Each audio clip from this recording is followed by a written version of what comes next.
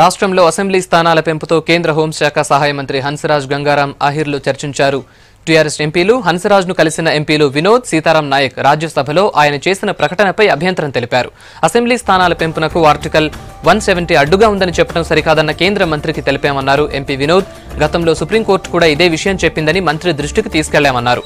ఎంపీల విజ్ఞప్తిపై స్పందించిన మంత్రి సానుకూలంగా పరిశీలిస్తామని హామీ ఇచ్చారు. విభజన చట్టంలో సెక్షన్ 26 లోపల తెలంగాణ రాష్ట్రానికి ఆంధ్రప్రదేశ్ రాష్ట్రంలో శాసనసభ సీట్లు పెంచాలని చెప్పి స్పష్టంగా చెప్పడం జరిగింది.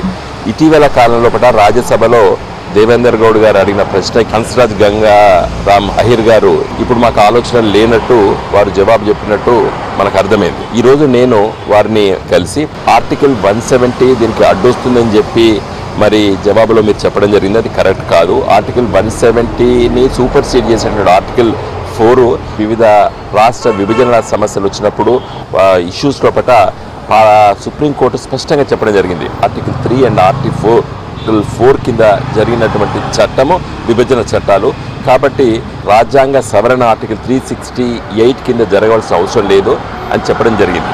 మరి దీంట్లో ఒక చిన్న పొరపాటు సబ్జెక్టు అనే పదం బదులు నాట్ విస్టాండింగ్ అని ఉంటే బాగుంటుంది. ఈ చిన్న సవరణ చేసి మీరు ముందుకు వెళ్ళాలని చెప్పాను. తర్వాత మరి భారతీయ జనతా పార్టీ కూడా దీనికి మద్దతు ఇవ్వాలని చెప్పి కూడా వారికి కోరడం జరిగింది. మరి దీన్ని నేను లోతుగా పరిశీలిస్తాను, మా పార్టీ నాయకులతో కూడా మాట్లాడతాను. తప్పనిసరిగా దీని పట్ల